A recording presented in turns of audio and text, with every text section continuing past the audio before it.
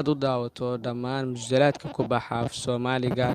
adigoo daawanaya habeen walba 33 musalsal mid walbana xilliga uu TV-ga saaran yahay 2 daqiiqo kadib aad ku daawan kartid. Ugu horreyn application-ka Telegram-ka ah kala soo deg Play Store-ka xagga kore ku qor Telegram markaad soo dejisatid kadib app-ka waad soo dejisanaysaa nambarkaaga caadiga ah ku samaysanaysaa sida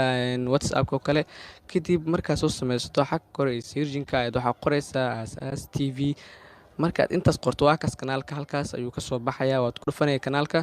markaa kanaalka ku dhufatay kadib waxaa markaas kasii dooranaya qaybta hoose ee jointa marka halkaas taabato waad kusoo musalsalaadka ama aad arki weyso waxaad markaas sii taabanaysaa meelaha nambarada ku qoran yihiin ama nambarka shaashada saaran oo Telegram ah oo nambar ahaan waa seefanaysaa sida WhatsApp-ka camal markaa qof ku dirsanayso kale marka sidaas oo kale kadib halkaas la xiriir halkaas ayaa lagaaga caawin doonaa adigoo heli doono musalsalaad.